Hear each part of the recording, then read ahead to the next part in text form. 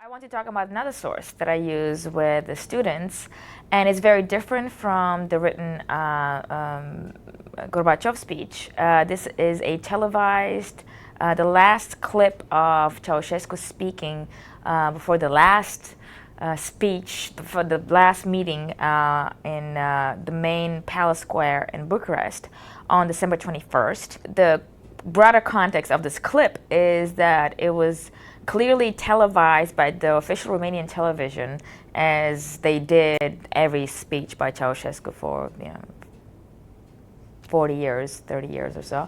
And it turns sour, and it all happens in front of the camera.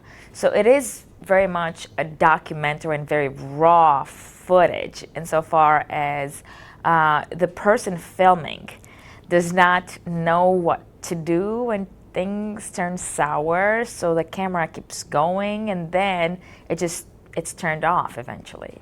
Because we don't know what's happening behind the camera and why it's turned off, whether the person gets afraid of having this on tape, or whether somebody steps behind and says, okay, you're done shooting. We don't know that.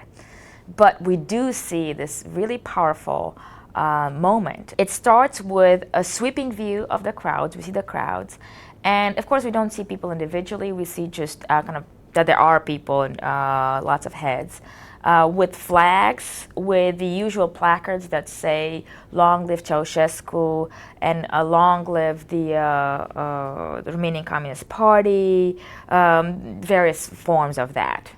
And so the camera pans from them, as usually would, people chanting, and you can hear the chant. It's the usual chant, which is Ceausescu pe cere, which means Ceausescu and the Romanian Communist Party. It was this kind of rhythmic thing that people were to do. People were brought to these meetings from the workplaces on various occasions, and they would be organized by where they came from their factory or institution.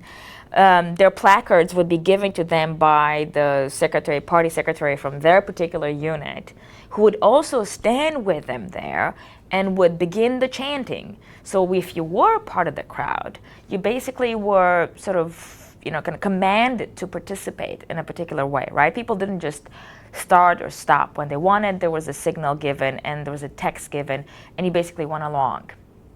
Not everybody went along, but enough people went along that you absolutely hear this very clearly, right? And I would say there was, a direct relationship between how close you were physically to the party secretary and how much you would end up chanting, right? There's always plainclothes, securitate, secret police agents milling around to make sure nobody was doing anything crazy, that everything was okay. And of course, the knowledge of these people being in the crowd would also encourage a lot of people to just go along with what was happening, not just attend silently. So then the camera pans to Ceausescu, and Ceausescu appears. And you immediately know something is different if you know Ceausescu. Now, if you've just seen him for the first time, he's just a creepy old man with an Astrakhan hat. However, and not very charismatic, contrast between him and Gorbachev, who was very charismatic. He starts speaking, and his voice is not full. He usually spoke with a very loud, very clear voice. His voice is cracking up. And he's looking around, and he's unsure of what he's doing.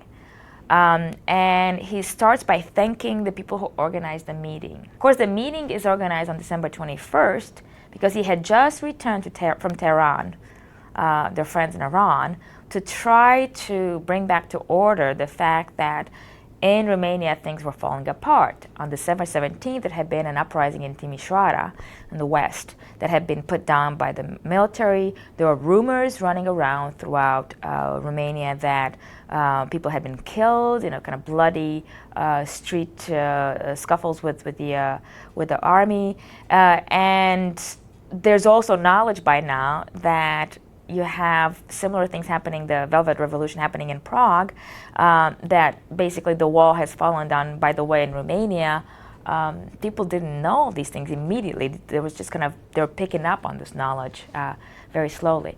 So he brought together this meeting as a way to control the crowd. And so when he's thanking the organizers for this meeting, he's in a way signaling that he wants to make sure people are advised that the forces of order are out there in the meeting, and they will keep the crowd pacified, right? And as he speaks, something amazing happens. That's the thing that I want the students to see, which is they get quiet. The people get quiet. And as he speaks, you start hearing something. And it's louder and louder and louder, and they're booing him, right?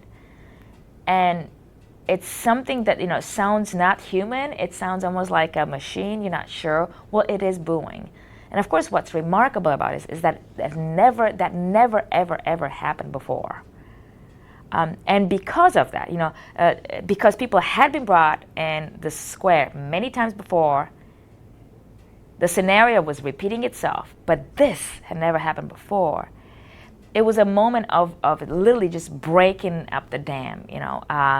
There was an emboldening that happened, and there is, of course, this scholarship on the psychology of the crowd, that when a person sees 10,000 others do something spontaneously, they feel like they have the power to do it as well. And there's no greater evidence than this particular little clip, because clearly people are just going crazy, and Ceausescu doesn't know how to react. He's caught unawares, and you can see it on his face. I don't know if there is a fellow that appears behind him and the balcony and whispers something to him, a plainclothes Securitate guy. He, by that point, is off camera. The camera moves and pans back to the building and the population, but you could hear him. And he is trying to just quiet down the population, saying, "Allo, allo," which means, hey, hey, calm down. Kind of like a teacher or a parent who is upset with his children. And he really has this very paternalistic tone in his voice. And next thing, he's gone. So he tries to pacify people. This guy comes from the balcony, and then he's gone. And that's it. That's the last time that Ceausescu's seen in public. And it's so quick, and it's so swift, that it's breathtaking. It really is breathtaking. And because it's so quick, students sometimes don't realize the magnitude of this.